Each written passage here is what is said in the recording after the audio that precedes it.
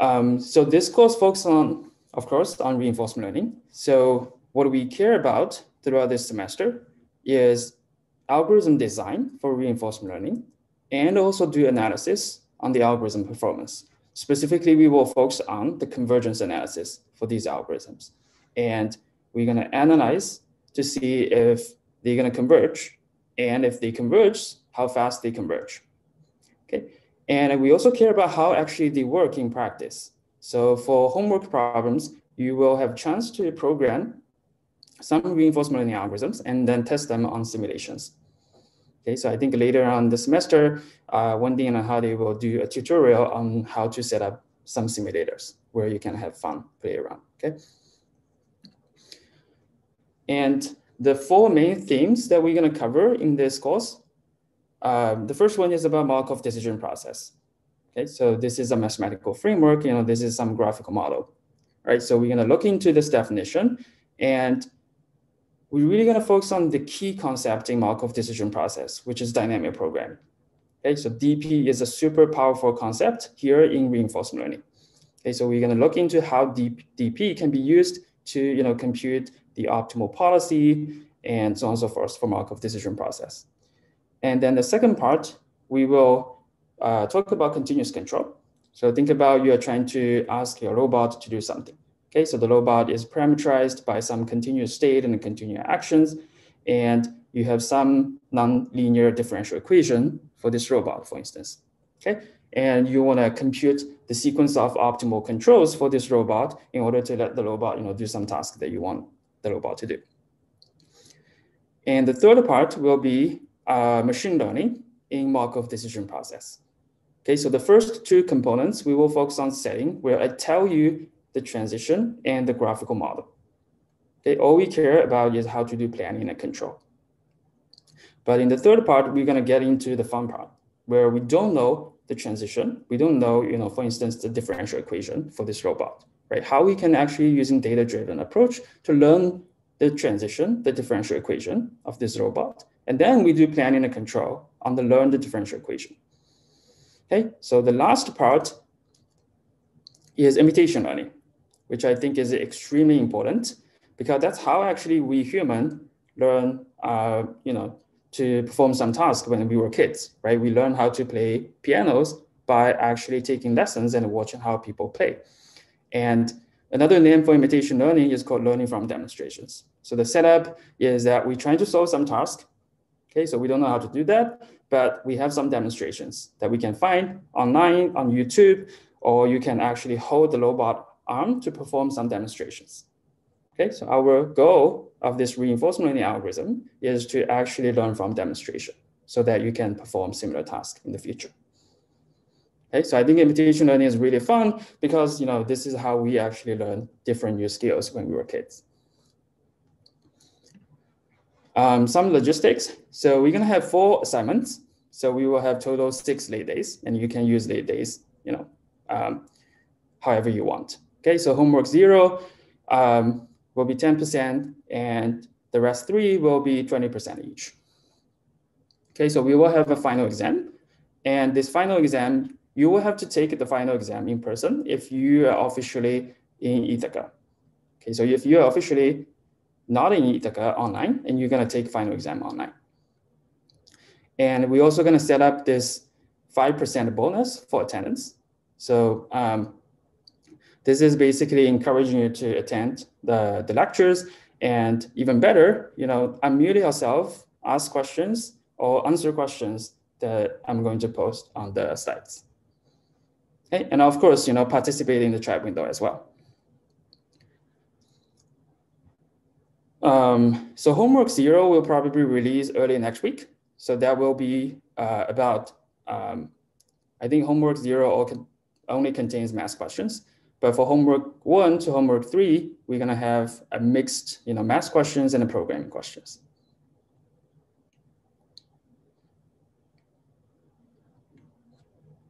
All right.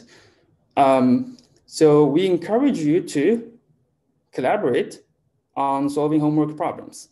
Okay, so discussion on homework problems are definitely encouraged, but you need to understand and write your own solutions. Okay, you need to submit your own PDF, and the solutions needs to be typed. We encourage you to use LaTeX, but if you're not comfortable with LaTeX, you can use Word and other stuff as well. But the solution needs to be typed. Okay, and the bottom line here is that sharing answers inside and outside the class is definitely not allowed. Okay, so we're gonna be very serious on these things, because that's actually ensures how you can learn useful stuff from the class, and this is a way to ensure we are fair for everyone. Okay, so you can find more information on the course website. So I just want to quickly re-emphasize the prerequisites for this class.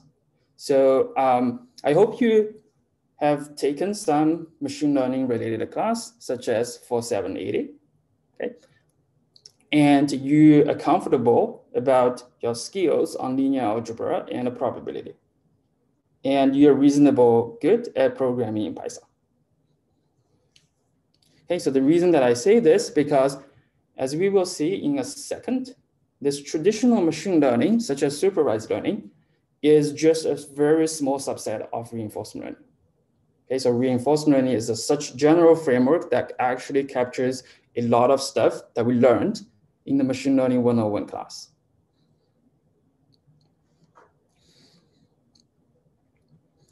So throughout the semester, we're gonna have reading materials.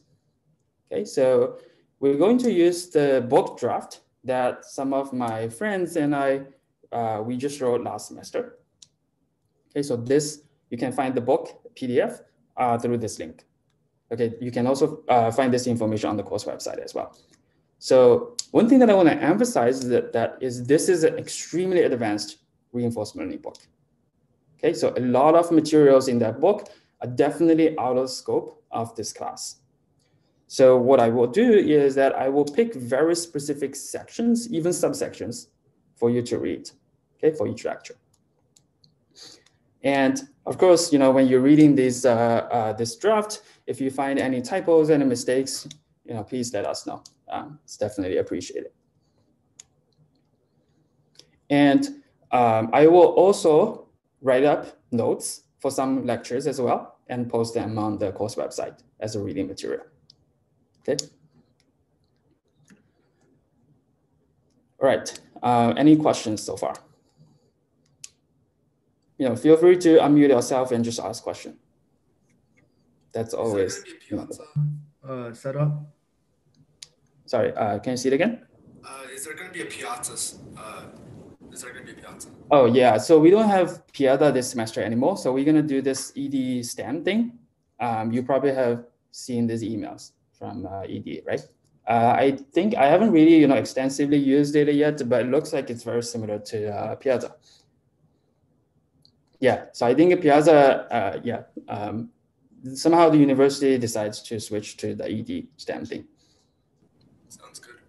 Yeah, so we will see how it goes. And for homework assignment submission, we're gonna use a Gradescope. So after class, I will send a Gradescope entry code on the ED STEM, so you can just join yourself.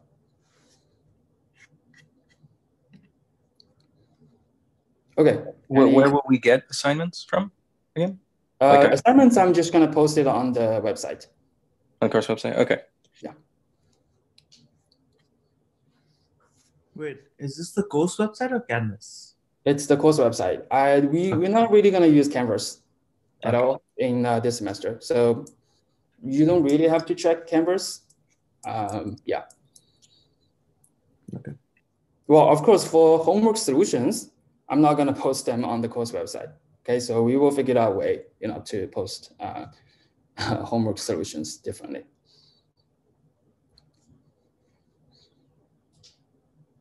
All right, so if there's no further question, so let's jump into today's materials. So we're gonna talk about two things today. So the first is the introduction. So we're gonna briefly talk about the applications of reinforcement learning. And we're gonna try to understand reinforcement learning by contrasting it against the supervised learning framework that we learned in the basic machine learning class. And then we're gonna talk about basics of Markov decision process. We're gonna talk about the mathematical model, the example, and two important definitions, value function and Q function. Okay, so I'm not sure if we will have time to get into the details of the value function and Q function, but we will see. Okay, so if you don't have time, this Thursday, we will definitely talk about that.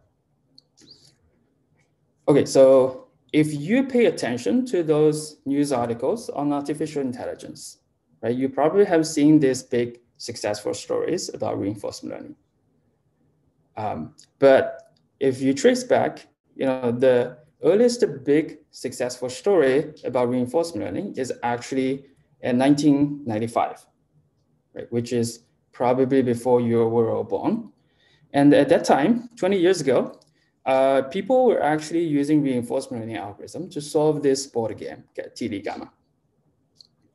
And 20 years later, some research scientists at a company called DeepMind, now is part of Google, they use reinforcement learning and they write a program that actually beat human champion in this Asian board game Go.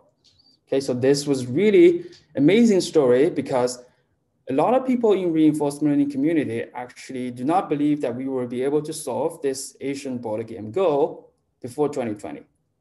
Okay, so roughly we were thinking sometime around 2030, right? But apparently we achieved that 10 years before, something that we expected.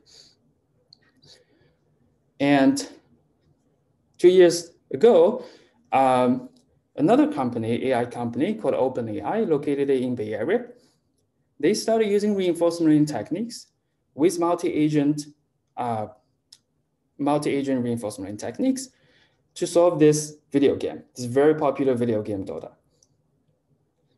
Okay, so these are probably the biggest successful stories about reinforcement learning so far.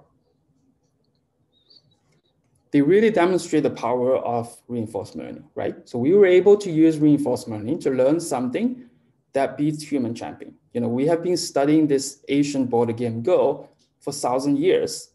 And apparently, human champions were all stuck at local minimum.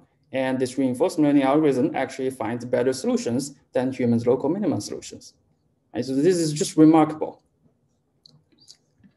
Okay, so now you may wonder, the story that you just showed us, they're either, video games or board games, right? What about reinforcement learning in the wild? What about reinforcement learning in real world? So this is a good example about reinforcement learning being used in real life. Okay, so we can actually use reinforcement learning techniques to design extremely personalized training program that may be installed on your phone or on your computer or on your watch, right? So this app will actually look at the information, something like our age, gender, weight, health condition, blood pressure, heart rate, and so on and so forth, and then trying to determine what kind of exercise activities to propose, okay? And also it probably will determine when to propose, what activity. So the goal here is to use reinforcement learning algorithm to design personalized training system that can be installed on your phone, your app, your watch, and your computer, okay? And another application is news article recommendation, video recommendation, or like music recommendation, right? So I'm sure you have experienced these kind of news article recommendation online, right? For instance, for me, I personally do rock climbing, so I watch rock climbing videos on YouTube. So nowadays, YouTube just recommends so many rock climbing videos to me, okay? And I'm sure, if you watch sports, you probably get tons of recommendation, sports-related recommendation on YouTube. So the goal here is the same, right? So we want to use reinforcement learning techniques to design personalized recommendation system. And the third application is, of course, robotics. Okay, so this company, OpenAI, the company that did this reinforcement learning for video game Dota, they also did this robotics project where they use reinforcement learning techniques to train this real robotic hand to play this Rubik cube. Okay, so this is extremely challenging because you really need really refined, dexterous manipulations in order to manipulate this little box. Okay, and all these techniques are just learned from scratch. No, human prior assumption whatsoever.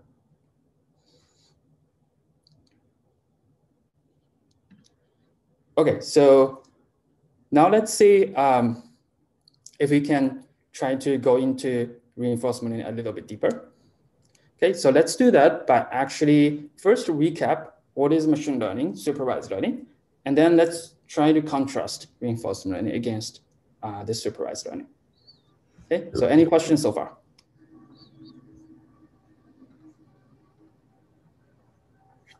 I wonder if you can give any intuition about like why those previous problems couldn't be solved without reinforcement learning. Like why? I guess you mentioned it for the Rubik's Cube example, but less for the others.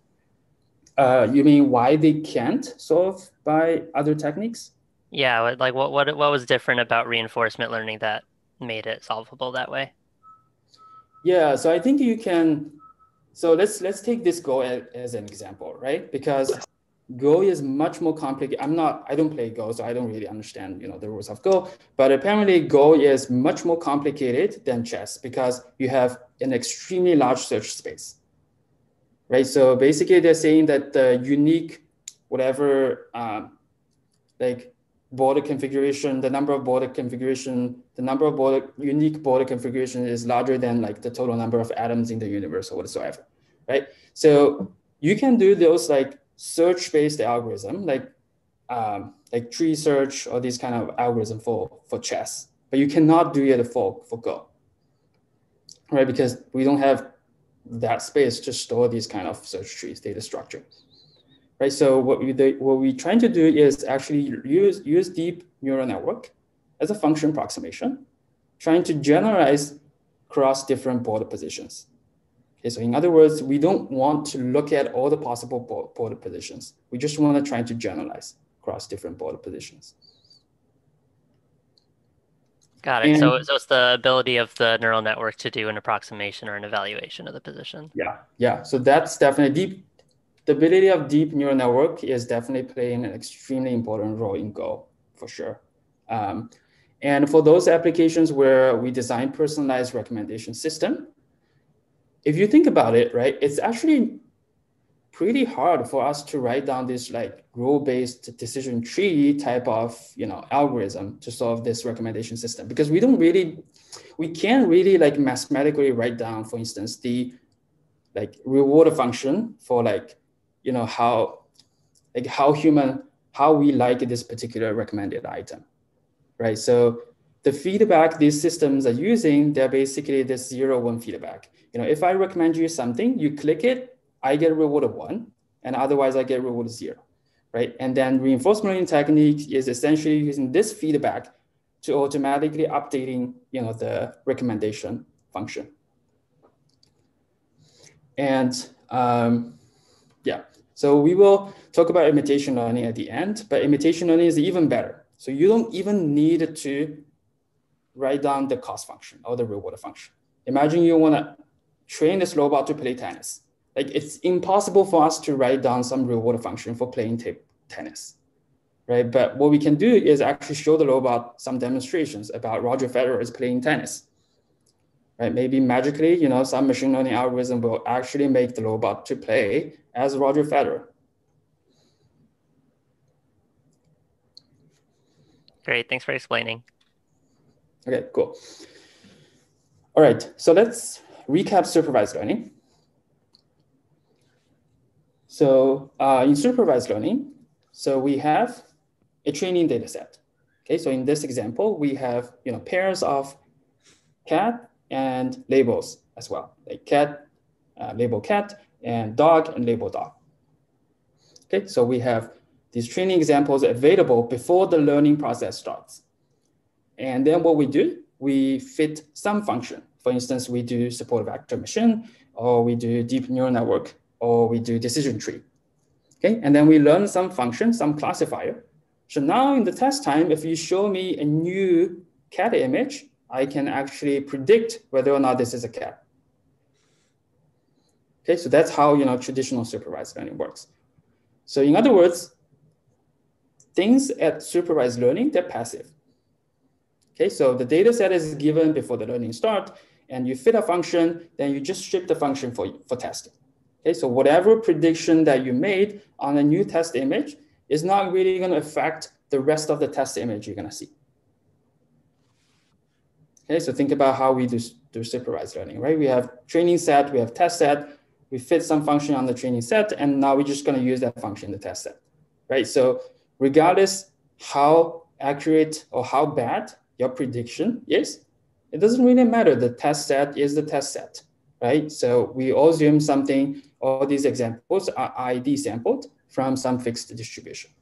Okay, so in other words, the prediction you have on these test examples. Prediction are anticipation, provision, forecasting, foretelling, and Okay, so yeah, so the prediction you have is not really going to affect the data distribution, right? So that's the key point. But let's look at this video. Okay, so here I'm trying to write some reinforcement learning program to play this Super Mario game. Okay, so here every time step, the program sees a frame, this image, and then makes full class prediction. Okay, so you go up, go down, go left, and go forward. Okay, so this is full class classification. So the program sees an image and makes a prediction. Okay, so as you can see here, the frame that you see now actually depends on the history of actions that you just made, right? The history of the prediction that you just made. So in other words, things are active here. So your decisions has consequences on the future data that you're going to see. And in this example, if you made sequence of bad decisions, you're going to stuck here forever, right? You're just going to see this frame forever, over and over again. And if you want to see some data, some frames about solving this game, you'd better to figure out how to make this sequence of decisions in order to get there, right? So data is not going to come to you automatically. You're going to figure out a way to collect useful data. So that's the key difference between reinforcement learning and supervised learning. Right? One is passive, one is active. Okay, so let's do a quick summary. So in RL, we often start from zero data.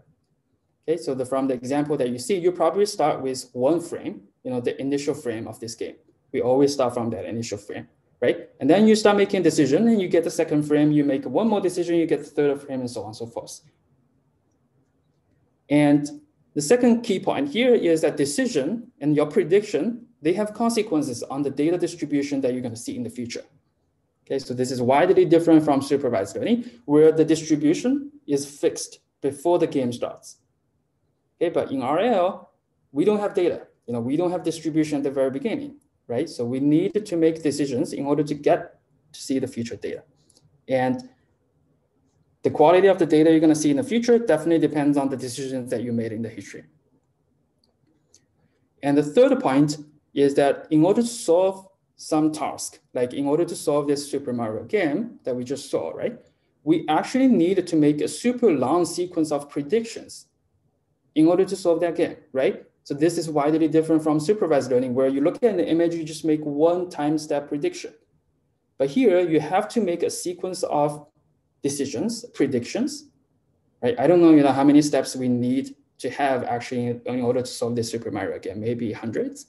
So in other words, if you write this program needs to have the ability to make a 200-step sequence of decisions in order to solve this game properly. Okay, and these decisions has consequences. They are correlated with each other. Okay, so that's why it makes reinforcement learning much harder than supervised learning. Okay, so any questions so far? I have a question. Yeah. What is supposed to be? Well, we kind of touched on this with the Go question. What in general is the advantage of doing it this way? Like, why does this allow us to solve harder problems? Well, so a lot of problems, first, they require you making a sequence of decisions, right? So we cannot play Go by just making one decision, right? So if you want to play Go, you probably have to make 200 steps in order to solve that game, right? So, and these decisions has consequences in a sense that you play this board position, and that's how it's going to affect the future game. right? So this is different from like you cannot really apply supervised learning on, for instance, solving Go, right? Because you don't even have data. Like we don't have data at the very beginning. All you have is the initial border position, which is empty. Thank you. Yeah, we will see more examples later on.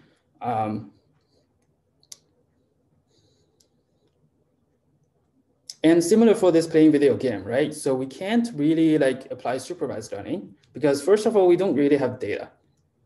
And all we have, and we also don't have supervision, right? In other words, like starting from the beginning, the first frame of this Super Mario game, I apply one action. I don't really get feedback about this action, like how good that action is or not, right? I probably have to play 100 steps. Then I will see like whether or not I solve this game or not. Like in other words, you also get like reward signal at the very end of the game. Like in the Go example, you actually only get reward signal at the very end, right? You win the game or not. So in other words, you have already made a sequence of 200 steps predictions. And then at the end, you get a reward signal, you lost the game. So it's really hard for us to do credit assignment. In other words, we don't know which step among the 200 steps that we made actually causes to lose the game. Right, so this is actually widely different from supervised learning, where you make this prediction, I immediately tell you, you're wrong or correct. Right, so in reinforcement learning, the often case is that I'm only going to tell you at the very end, you're doing good or bad, right? So, but that doesn't really tell you how to do credit assignment, because it's possible that you made a mistake at the second time step, and that causes you to fail this game.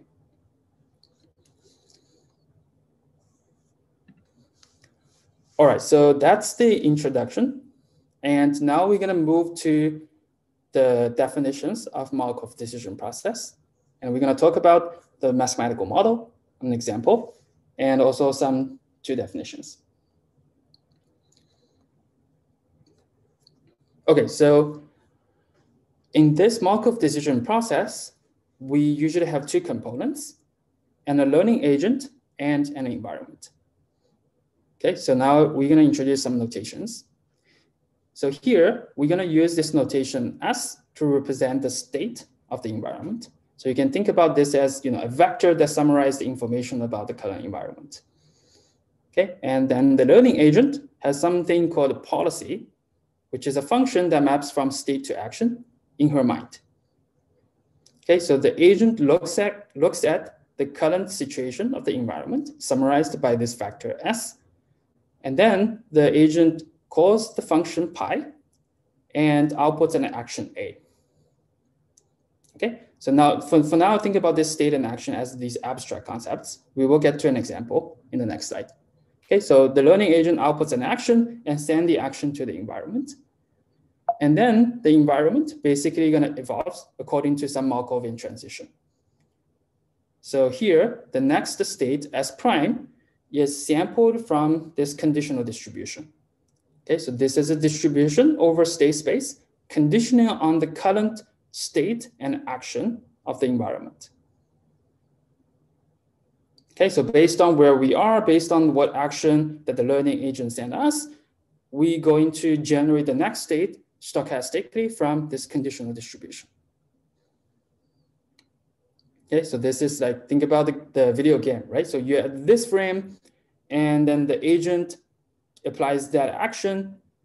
So these two information together are going to determine the next frame. Okay, and then we get a reward signal, which is a function that maps from state and action to a real number. Right, so this probably those one-step immediate reward. Think about playing chess. At this particular state, you take that action, you kill some pieces of your opponent, so you get reward 1 or 2. Right, so these are the reward associated with this one immediate step. They are not necessarily the global reward, but they sort of, a surrogate of, how this game will go in the future, right? And yeah, we will see an example in the next slide. Okay, so like the video game and like the Go game, we're gonna repeat this process multiple times, maybe hundreds steps. Question?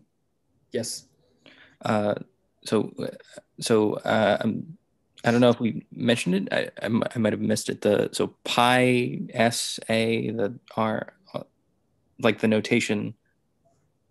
What, did we already talk about that, or did I miss that? No, we haven't. Okay. Yeah, so this is the first place that we introduced this notation, and we're gonna see an example in the next slide. Okay, and we're gonna stick to this notation throughout the entire semester.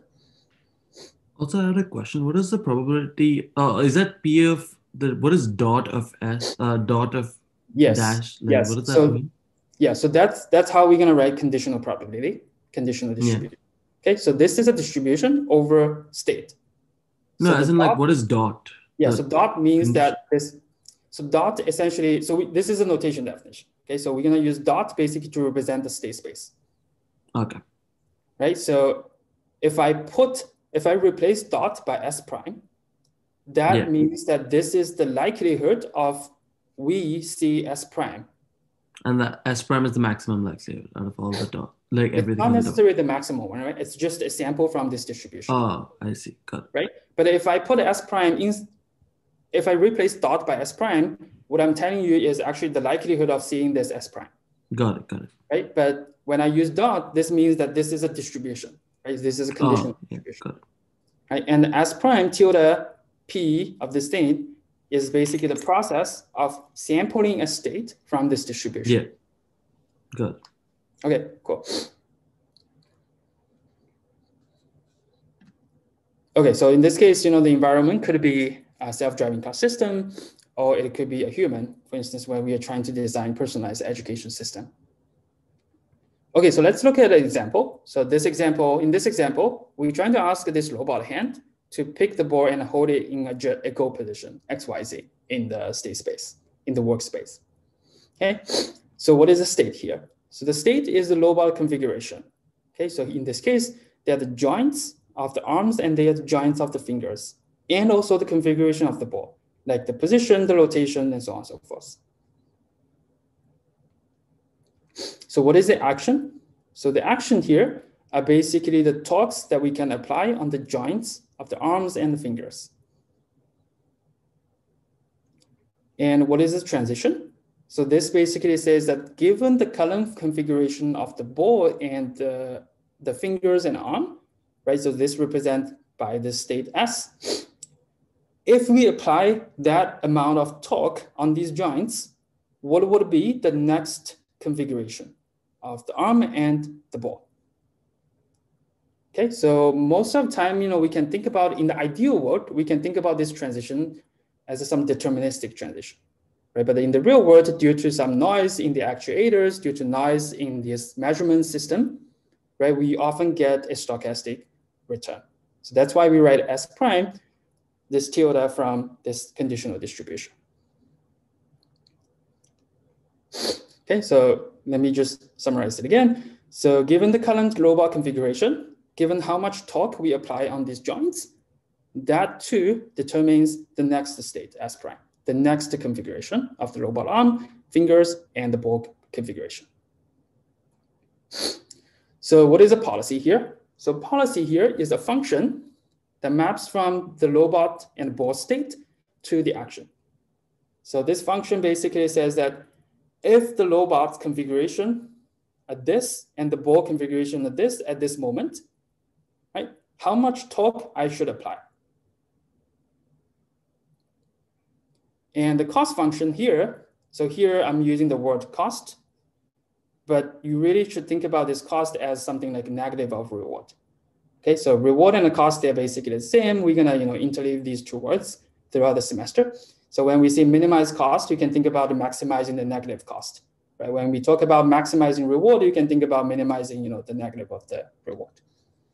Okay, so here the cost function is engineered by researchers or us, right? So in this case, I just cook up some cost function, which is basically the torque magnitude, right? So intuitively, we don't want to apply too big torque on the robot joints because that's going to break the robot.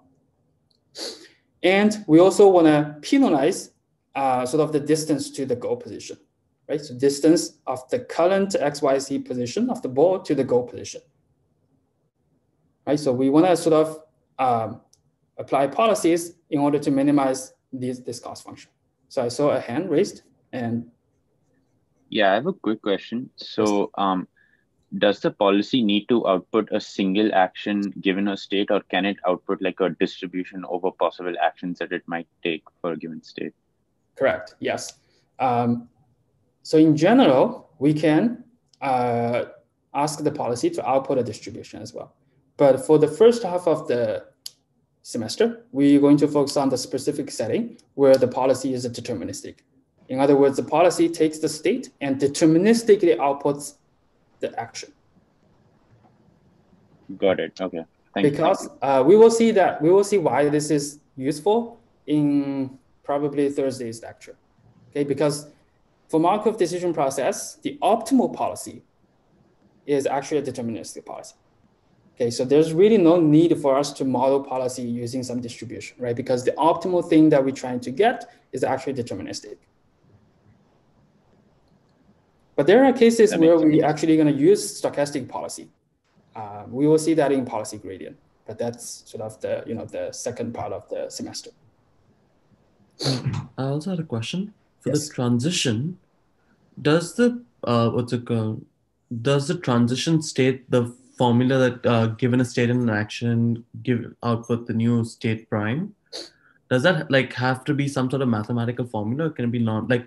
For example, the games, those would probably be like computer decision-making processes rather than a mathematical formula. So do you have to map it out, or how does that work? Not really, right? So all we need is actually just access to this simulator, this sampler. Okay. Right, so like I give you, so imagine you have a black box, right? So that takes the current state as input and current action as input, and that black box just spills out the next state. Got it. Got it. Right? So for a lot of applications, it's really hard for us to write down mathematical equation for that transition probability, right? But all we need is actually the ability to interact. So I give you S, I give you A, and you just tell me the next state, S prime. Got it. Right, so yeah. So you will see this kind of example in the programming assignment where you actually have a simulator of some robotics. Okay, so you don't know how this simulator is written, right? So this simulator is written by some complicated programs, but you have the ability to interact. You give it a state, you give it an action, that program do something inside, and then output the next state to you. Okay, so that's how you're going to access this probability distribution. Okay, so what is the goal here for this task? Right, so the goal here is actually to find the best possible policy that minimizes the sum of the costs starting from the first time step all the way to the infinite time step.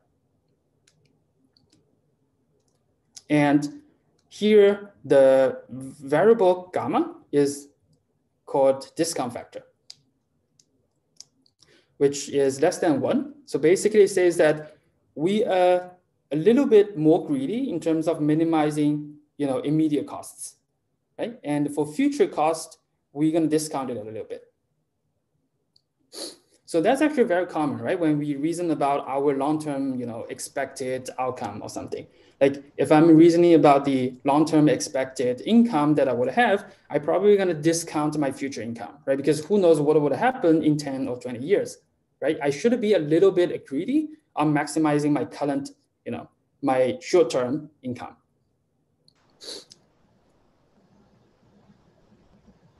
Yes, question?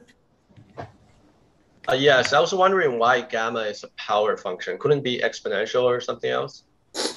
I mean, that's usually how the, I guess you can, right? So you can actually set it as exponential function. So you are more greedy in terms of maximizing the current time step. But you Okay, can so I guess like it's more conventional to do it this way. Yes, yes. All right. Well, this is already kind of exponential, right? I mean, as you said, it's power. So you actually, if gamma is 0.9, so roughly after like 20 steps, the effect of the cost after 20 steps is actually pretty tiny, right? Because this is like 0.9 to the 20 already. Okay, thank you.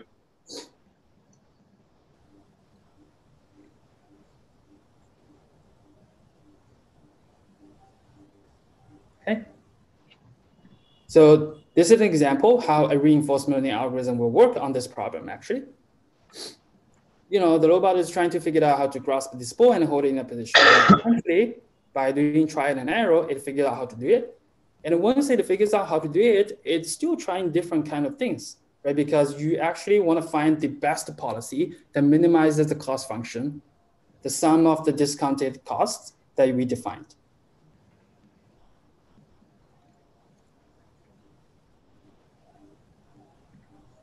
Okay. So I have a quick question for you.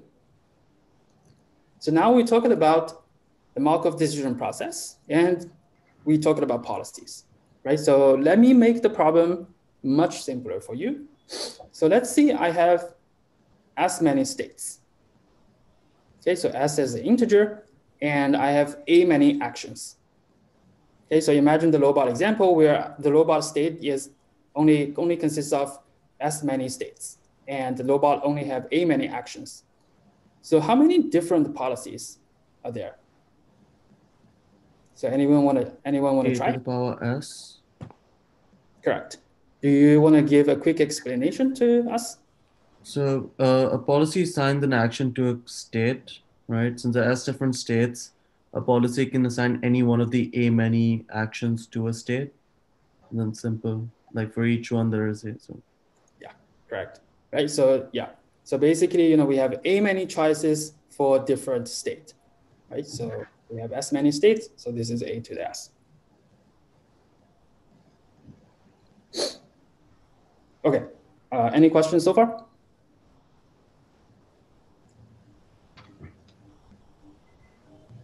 Okay, great. So let's introduce some notations, and let's see if we will have time to go to the value function and Q function that I mentioned about at the very beginning. Okay, so throughout this semester, we're going to use this notation, this mask called M, to represent a Markov decision process. Okay, so we have state represented by this capital S, and we have action space, and we have this transition probability P, and we have reward function R, and we have this discount factor gamma. Okay, and this transition probability matrix P is a conditional distribution, right? So it takes the state and the action as input and determines the distribution on the state space. And the reward function is a deterministic function that maps from state action to some real number. And for simplicity, let's assume that real number belongs to 0 and 1. Okay, and the discount factor is some real number from 0 and 1. So note that here 0 is closed and 1 is open. Okay, so this usually basically says that I can set gamma to 0. That means that my agent is actually super myopic, in a sense that I don't care about long-term effect. I just want to minimize the current time step cost or maximize the current one-step immediate reward.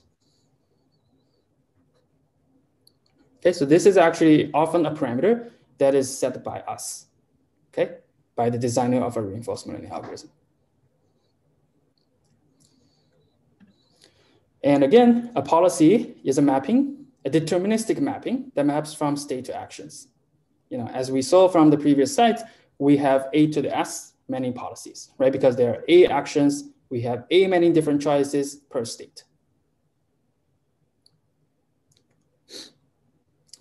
Okay, so two extremely important quantities that will allow us to reason a policy pi's long-term effect.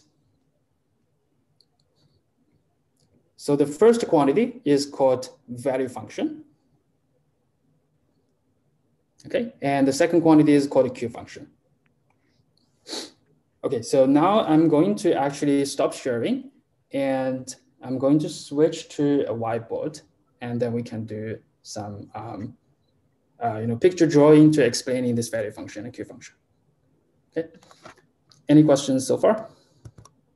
Yeah, I have a question about like the terminology. When I was reading this chapter, I was wondering if value function and Q function are like widespread. Like if I went to a conference and said, "Oh, my Q function was so and so," like would they know what I was talking about? Yeah, of course. For Oh, really? reinforcement in the audience. Yeah, of course. Oh, okay. Yeah. These Cool. are very Thanks. standard. So I'm only going to use very standard notations and names for this. Okay. Okay, And, great. yeah. So due to some technical issues, I cannot connect my iPad. So what I'm going to do is use this Jamboard thing. Let's see. So I will for sure fix this technical problem for Thursday's lecture. So let me try to do this. Okay, can you actually see this this word hello? Yes. Yep. Okay, great. See if this works. Hopefully that works out.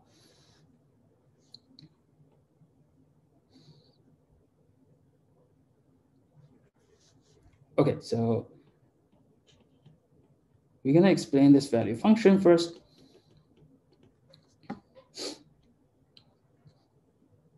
So I will also convert this whiteboard to PDF and post it on the course website. Okay. So we have a policy pi. Okay. So again, maps from state to action. And v pi s is written as the expectation. So let me just write down the equation and then let's try to get some intuition of this formulation. Okay. 0 A0 plus gamma R S1 A1 plus gamma square R S2 A2 all the way to the end. Okay.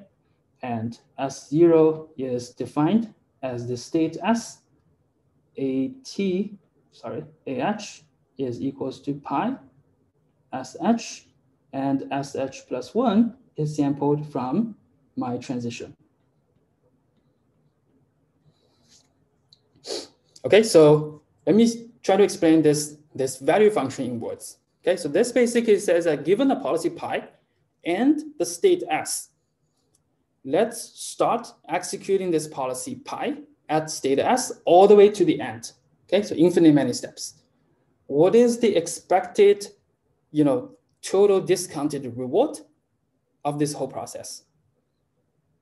Okay, so in other words, so let's say we start from state S. So at time step H equal to 0, we are at state S. Okay, so S0 equal to S. And now this value function basically says that if I start at S and I follow policy pi all the way to the end. Okay, and now I'm gonna look at this intermediate steps. Okay, so here I get S1, get S2, S3, so on and so forth, right? And along the way, I get action A0 equals to pi S0. I get action A1 here, pi equal to S1, right? And along the way, I also get reward S1 and A1. Okay, so all I'm doing is actually just sum over these reward functions along this trajectory and weight them by this discount factor. And then I take expectation because, as you can imagine, this is a random process, right? Because our state is sampled from this distribution, right? So this is a conditional distribution.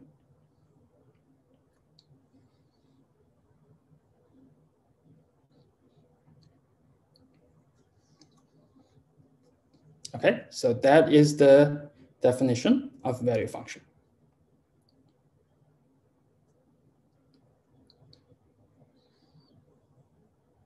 Okay, so now let's talk about the Q function. So again, I'm going to give you the definition. Given policy pi maps from state to action, let's define Q pi as I A. think your screen is frozen, Professor. Oh, sorry, my bad. Yeah, I should move that. Okay. This is the expectation.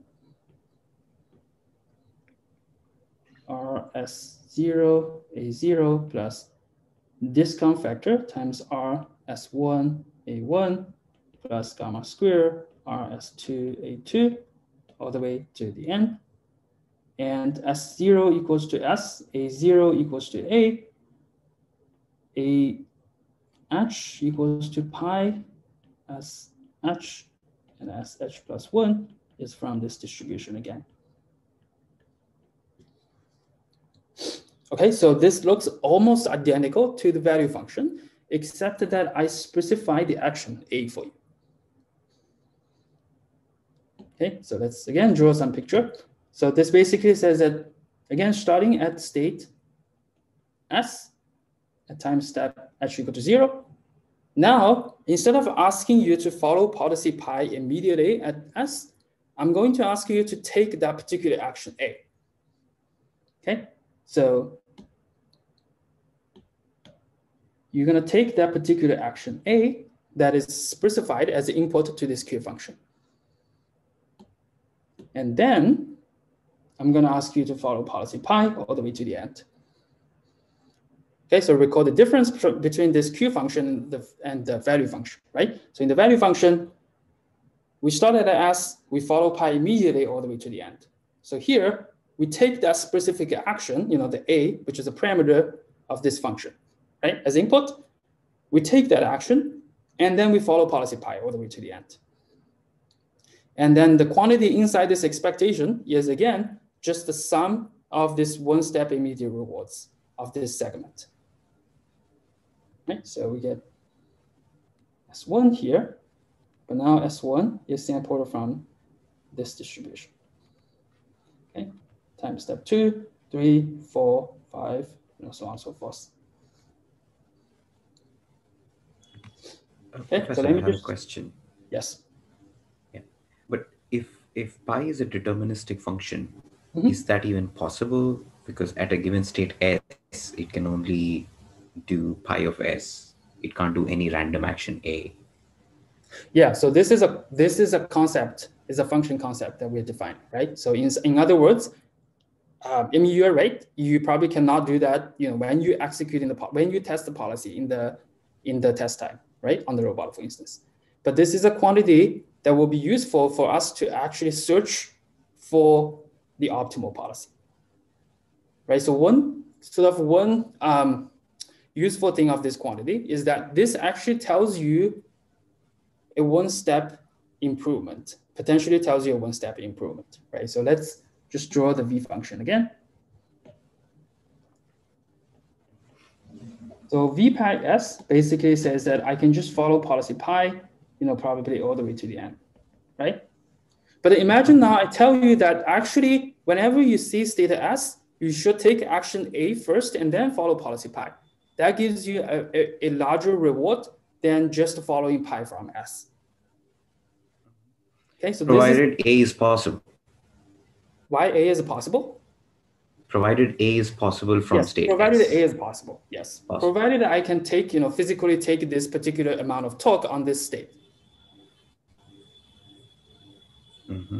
But that's where the confusion is. But because if pi of S is deterministic, at a given state, I can only give a torque of, let's say, 2 units. I can't force the robot to give a torque of 3 units. Well, I mean, we can update our policy, right? If we find, applying 3 units of torque on this state is actually better. Right, so here I'm only defining this quantity for pi, but I can define this quantity for any policy pi. Remember, we have A to the S many policies, right? Oh, okay. Right, so yes, so this is just, pi is just from, this set where it's like S to the A, right? And we know that there are A to the S many of policies, right? Got it, thank you. Yeah, and the reason that we do this notation, like, I understand, the first time you see this notation, you might feel like, this is very notation heavy, right? But the Q function is actually pretty nice in a sense that you can actually compare the process of first taking A and then follow pi to the process of taking pi directly, right? If you actually spot that the first process gives you larger return than the second process, then we figured out something that is better, right? Like it basically tells us that whenever we see a state S, we should probably take action A and then follow policy pi. Right, so this actually is related to what we're going to talk about next week for policy improvement, right? How we actually search the optimal policy from this A to the S many. I had a question about the Q function. So here you're taking the first initial step, and then the value function or not. So are there like other intermediate functions where you choose to take the first few steps, which you know like do well in the process? Yeah, you can. I mean, you can actually define maybe like other function that takes the state and two actions, right? And you take the first two actions and then you follow policy pi. You totally can, but we're not going to really use that these definitions throughout the semester. Okay. Is that your question? Okay. Cool.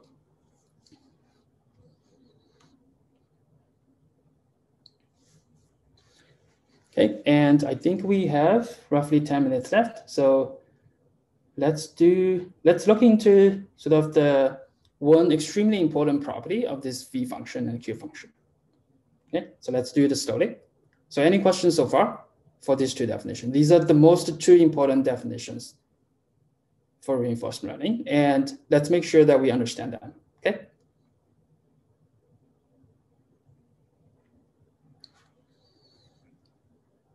Okay, so if there's no question, let me move to the next page. And let's talk about this thing called Bellman equation.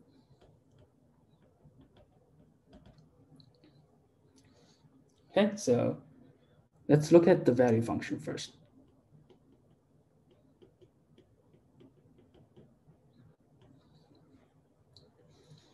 Okay, so I'm going to write out this expression and then I will explain, what's going on here.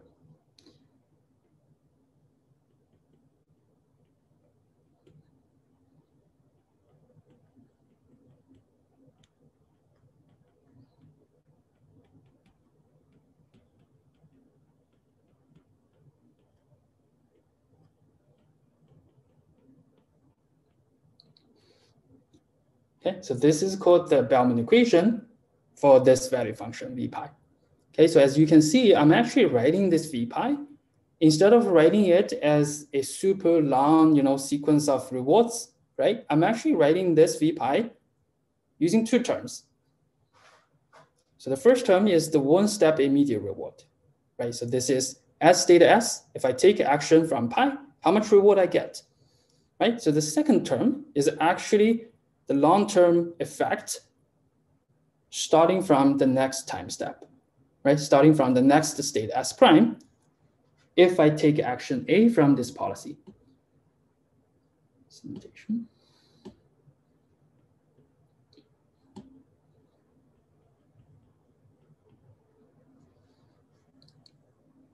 Okay, so let's draw some pictures for this.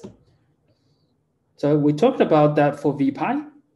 We always start from state S at time step h equal to 0, and then we follow policy pi all the way to the end, right? And we know that the first action that we take here is equals to pi s, right? And this is S1 sampled from SA. Okay, so all we're doing is actually writing this value function, the sum of the reward across this segment as the sum of the reward from two segments. Okay, so this is the first segment. So this is R equals to S pi S, right? So this is just one step. And then we write things on this second segment, right? So what is this second? Actually,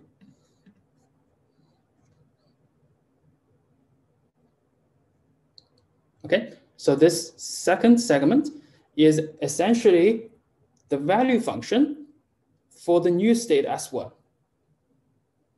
Right? So think about, if you sum of the rewards across this segment circled by this arrow, what does this mean, right? By definition of value function, this is actually the future outcome if you follow policy pi starting from this new state S1.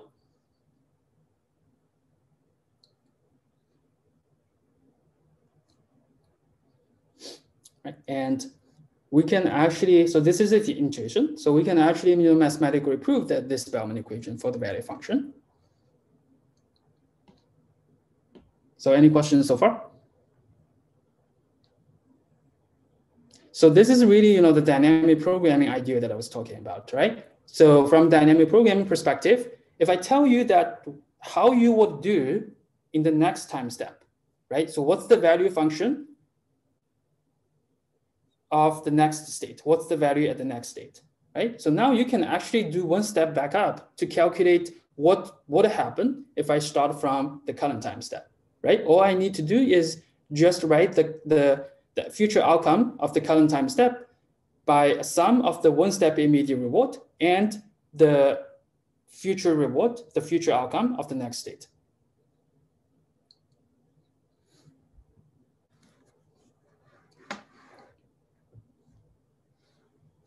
Okay, so if you want to mathematically prove that thing, so we can actually start by definition.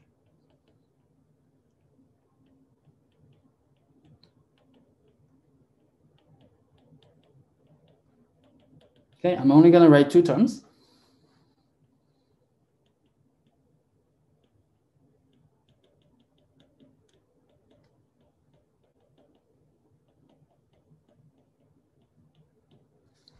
Okay, so the first property that we're going to use for expectation is this thing called linear rarity of expectation. Okay.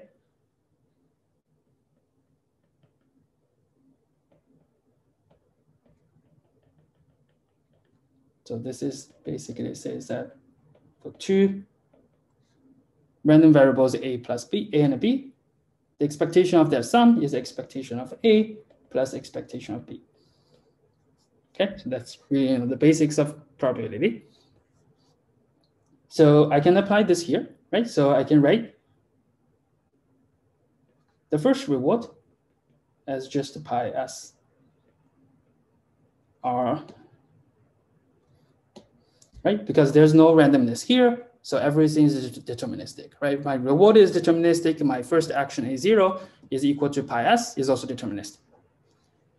So now I can put the expectation inside, right? So I have gamma rs1 a1 plus 3 to the end, where s1 is sampled from s0. All right, it should be s pi s.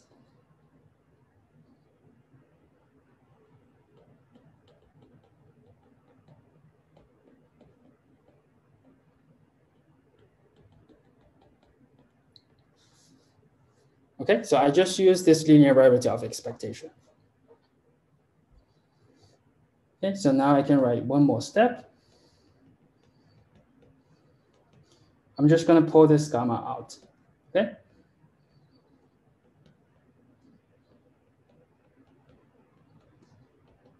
I'm going to write out an additional term.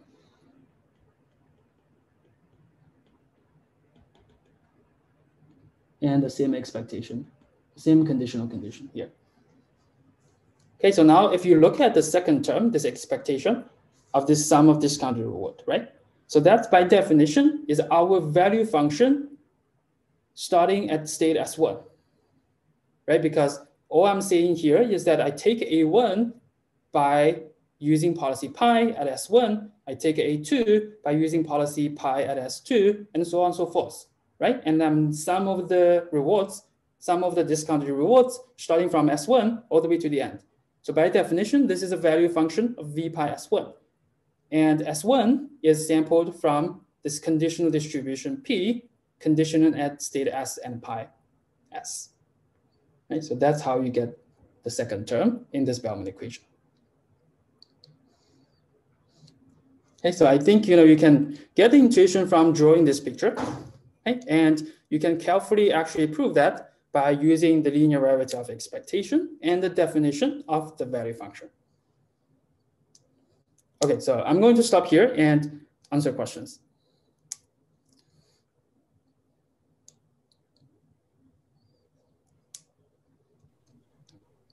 I have a question. Yes. We haven't used any Markovian assumption here, right? Well, we used, right? So that's how we get S1. Right? S1 is sampled from this conditional yeah. Right? At S and A. Yeah. Thank you. Yeah. Yeah, so the idea is really this dynamic programming idea, right? So if I tell you, what would happen in one step, you can actually calculate what would happen now by just do a sum of one step immediate reward and the future, in the next time step, right? So that's actually how we actually do things like, for instance, those like dynamic programming to compute shortest paths, right? That's all we do, right? We assume that we know, what would happen in the future, and then we do dynamic programming to reason what would happen now.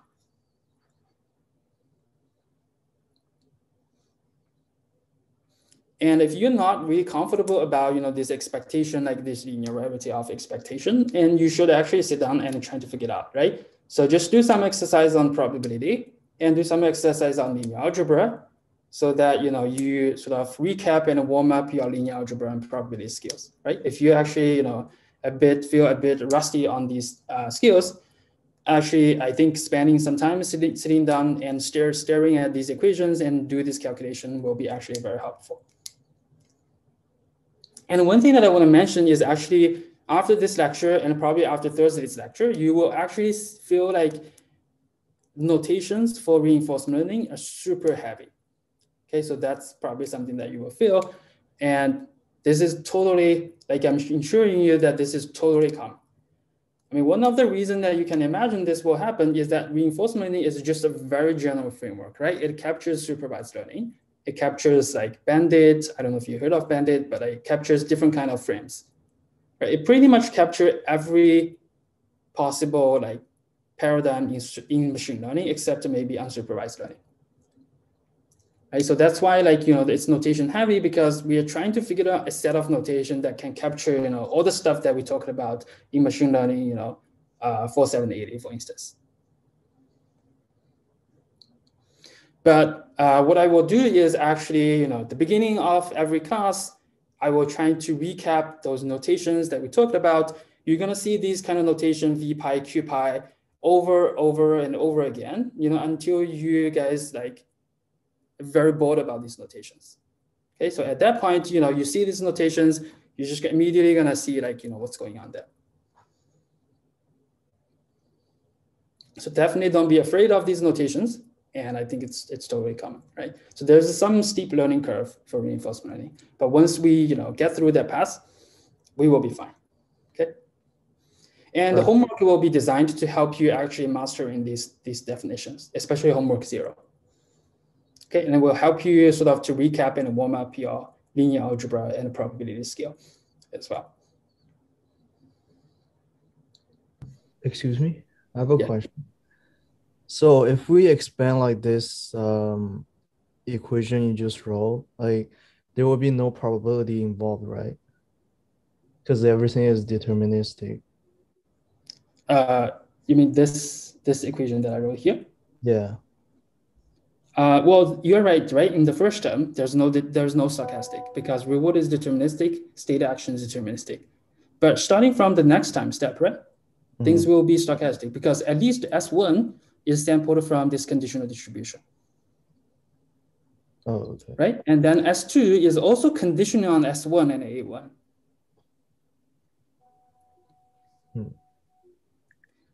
Can you explain why S1 is not deterministic? Yeah, so that's basically by our definition of Markovian transition, right? So it's not like, I force it to be determinist. This is by definition of the Markov decision process, right? So what we were told is that the next state S1 is sampled from this conditional distribution S and A. Oh, okay. Right. So maybe let me draw some graphical model. If you're familiar with graphical model, right? So this is like start from S1. I get to S1, and I have A0 here. You know, these three arrows going to determine the next state, right? So you can actually write S1 as, you know, conditional probability of S0 and A0, right? And so on and so forth. You may have A1 here. You jointly determine S2, A2, jointly determine S2, my bad, S2, S3, and so on and so forth. Okay, and I can add more arrows here.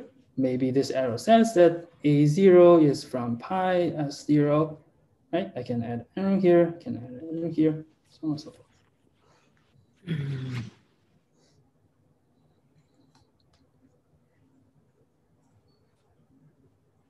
Yeah, so you can really think about this process as a, some graphical model, right? So it's a very simplified graphical model in a sense that it's a long chain. Right? So in terms of graphical model, this will be, we're only going to use this super simple long chain graphical model throughout the semester.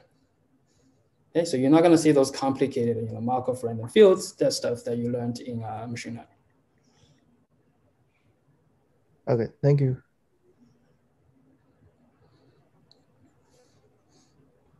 Okay, so I think that's the end of this lecture. And I'm going to stay here maybe for another 10 minutes in case, some of you want to stay around and ask questions and chat. But otherwise, if you have other things to do, feel free